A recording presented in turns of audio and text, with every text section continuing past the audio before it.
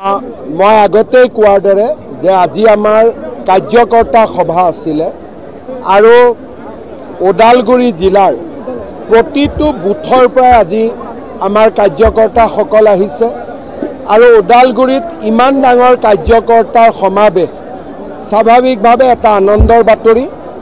BJP দলে কোকৰাঝাৰত তামুলপুৰ বাক্সা চিৰাং ওদালগুৰিত নিৰ্বাচন খেলিব আৰু মই ভাষণত কোৱাৰ দৰে কাৰো প্ৰতিদ্বন্দ্বী হিচাপে নহয়, আমি কাকো প্ৰতিদ্বন্দ্বী হিচাপে নহয়, আমি মাত্ৰ বিটিআৰৰ শান্তি সমৃদ্ধি আৰু লোক কল্যাণৰ বাবে আমি নিৰ্বাচন খেলিম।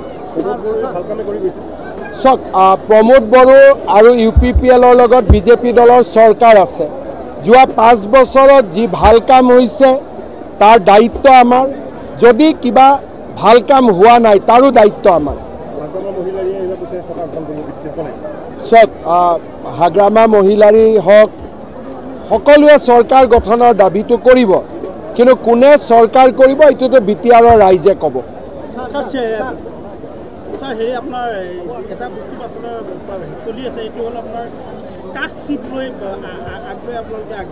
এইবিলাক কথা আমাৰ মূৰত নাহে। বিটিআৰৰ ডেভেলপমেণ্ট হ'ব লাগে, সকলোৰে সমান অধিকাৰ পাব লাগে আৰু বিটিআৰত শান্তি থাকিব লাগে। এই তিনিটাই হৈছে আমাৰ মেইন উদ্দেশ্য।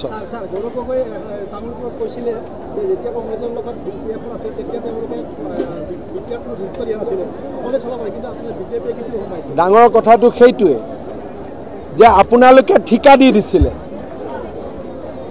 যে যি কৰ খালি আমাক দিছপুৰত ছাপোৰ্ট কৰি থাক। আমিতো তেনেকুৱা কৰিব নোৱাৰোঁ। যদি ৰাইজৰ ভোট লওঁ তাৰমানে ৰাইজৰ নিমখ খাম, নিমখ খালেতো নিমখ ঘূৰাব লাগিব না।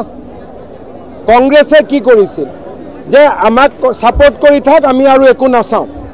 সেইকাৰণে বিটিআৰত ভাতৃঘাতী সংঘৰ্ষ হৈছিলে। যদি মুখ্যমন্ত্ৰী এজনে এৰি দিয়ে তেনেকৈ হ'ব পাৰে নেকি? মুখ্যমন্ত্ৰীজনেতো এৰি দিব নোৱাৰে। সেইকাৰণে মই বাৰে বাৰে বিটিআৰত আহোঁ। তেওঁলোকে এটা সমঝাতা কৰিছিল যে তয়ো কোকৰাঝাৰৰ ফালে নাহিবি, ময়ো দিছপুৰৰ ফালে নাহোঁ। সেনেকুৱা ৰাজনীতি ভাল নহয়। ৰাজনীতি হ'ল যে কোকৰাঝাৰ আৰু দিছপুৰে লগ হৈ একেলগে বিটিআৰৰ কাৰণে কাম কৰিব। ইটোৱে সিটোক এৰি দিয়া নহয়, সিটোৱে সিটোৰ লগত আলিংগন কৰি বিটিআৰৰ উন্নতিৰ বাবে কাম কৰিব। ছেমি ফাইনেল নহয়, ছেমি ফাইনেলটো পঞ্চায়ততো আছিলে। গতিকে আমাৰ কাৰণে প্ৰত্যেকটো ইলেকশ্যনে ফাইনেল।